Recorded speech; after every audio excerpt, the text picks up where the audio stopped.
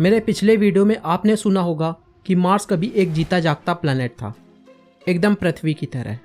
लेकिन आज सवाल ये है, क्या हम मार्स को अपना अगला घर बना पाएंगे? और सबसे बड़ी बात, क्या एलन मस्क का सपना सच होगा? आज हम इस वीडियो में देखेंगे स्पेसएक्स के स्टारशिप का प्लान और मार्स पर सरवाइव के लिए सबसे बड़ी प्रॉब्लम्स और मस्क के सॉल्यूशन जो इंसान को एक नए प्लैनेट का नागरिक बना सकते हैं।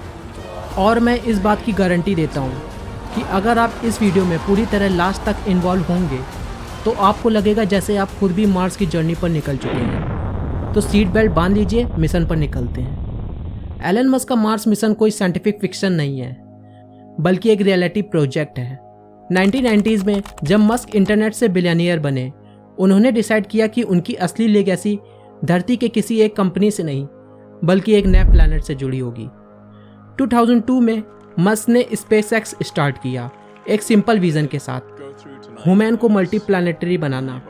2016 में उन्होंने इंटरनेशनल एस्ट्रोनॉटिकल कांग्रेस में ओपनली कहा, या तो हम एक मल्टी प्लैनेटरी स्पाइसेस बनेंगे या फिर धरती के साथ एक दिन ख़त्म हो जाएंगे। और दोस्तों, ये लाइन उनके मिशन के फाउंडेशन बन गई। मस्क कहते हैं कि अगर इंसान को बचाना है तो मार्स ही हमारा प्लान भी होना चाहिए। अब बात करते हैं स्टारशिप्स की। दुनिया का सबसे बड़ा और पावरफुल रॉकेट। एलन मस्क के हिसाब से ये रॉकेट एक साथ 100 लोगों को मार्स तक ले जा सकता है।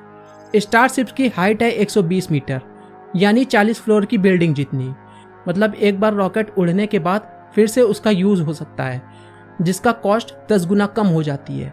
और सबसे बड़ी बात, इसमें मीथेन फ्यूल यूज़ होता है, जो मार्स के एटमॉस्फेयर से बनाया जा सकता है। 2020 से 2023 तक स्पेसएक्स ने स्टारशिप के मल्टीपल टेस्ट फ्लाइट किए। कई रॉकेट्स ब्लास्ट हुए, लेकिन मस्क ने हर फेलर को एक लर्निंग बनाया और 2024 में पहली बार स्टारशिप सक्सेसफुली ऑर्बिट में गया। मस्क का कहना है, हम 2030 के आसपास पहला मैन्ड मार्स मिशन भेजेंगे। सोचो दोस्तों, ये एक ऐसा रॉकेट है जो धरती से मार्स को एक हाईवे बना देगा। हर 2 साल में 1000 स्टारशिप भेजने का प्लान है। अब सवाल है, इंसान मार्स पर जिंदा कैसे रहेगा? सबसे बड़ी प्रॉब्लम है ऑक्सीजन। मार्स का एटमॉस्फेयर 95% कार्बन डाइऑक्साइड है। लेकिन यहाँ आता है एलन मस्क का प्लान, इसरो इन सिटू रिसोर्सेज यूटिलाइजेशन। 2021 में नासा के मॉक्सी एक्सपेरिमेंट सक्सेसफुल हुआ। मार्स की हवा तोड़ के थोड़ा ऑक्सीजन बनाया गया। अगर ये टेक्नोलॉजी स्केल अप होती है तो फ्यूचर में मार्स की हवा से सांस लिया जा सकता है और फ्यूल के लिए भी ऑक्सीजन और मीथेन वही बनेगा। मस्क कहते हैं, we can't carry everything from Earth, we have to use what Mars give us. यानी वहाँ की रिसोर्सेज से ही सर्वाइवल पॉसिबल है। सेकेंड चैलेंज है वाटर। 2018 में यूरोपियन स्पेस एजेंसी ने मार्स के साउथ पोल के नीचे एक 20 किलोमीटर लंबी अंडरग्राउंड लेक डिस्कवर की थी।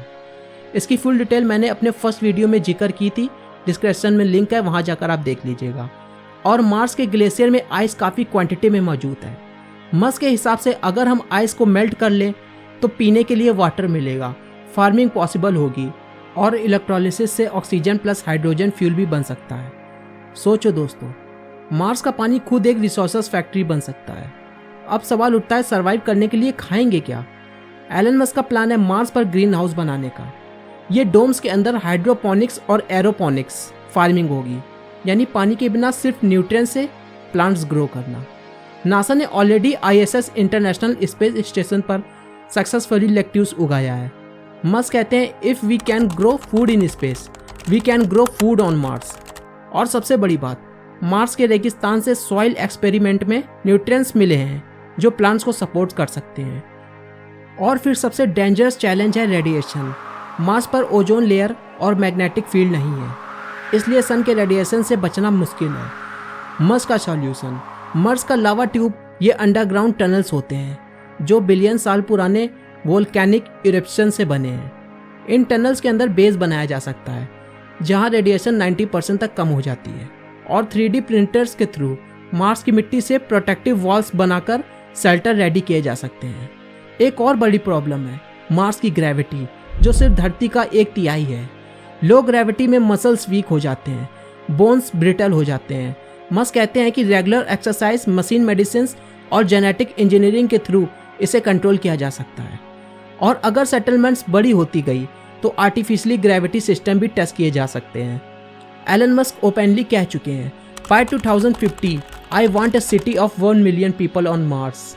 उनका प्लान है हर 2 साल में जब अर्थ और मार्स का ऑर्बिट क्लोज आता है तब 1000 स्टारशिप्स लॉन्च करना, पहला कार्गो और रोबोट भेजना, फिर एस्ट्रोनॉट्स, और धीरे धीरे एक पूरा मार्स सिटी बनाना, solar power plants, farms, hospital और स्कूल के साथ। सोचो दोस्तों, 2050 में शायद आपके दोस्त का एड्रेस हो फ्लैट नंबर 21 मार्स कॉलोनी। अब यहाँ एक सवाल बनता है, क्या ये सब पॉसिबल है?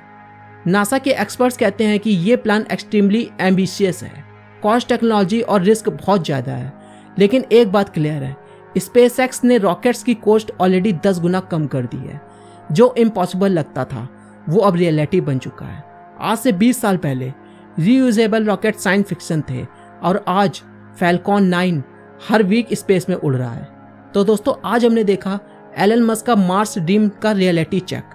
ऑक्सीजन, पानी, फूड, रेडिएशन, ग्रेविटी, सब चैलेंजेस हैं, लेकिन हर चैलेंज के लिए मस्क के पास एक सॉल्यूशन भी है। सवाल ये है, क्या हम अपनी ज़िंदगी में मार्स पर सिटी देख पाएंगे?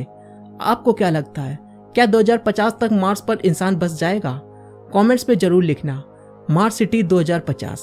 और अगर आपको ये वीडियो वैल्यूएबल लगी हो तो लाइक, सब्सक्राइब और शेयर करना मत भूलना, क्योंकि अगले पार्ट में हम एक्सप्लोर करेंगे अगर इंसान मार्स पर सेटल हो गए तो उनका डेली लाइफ कैसा होगा। तब तक के लिए बाय, जय हिंद।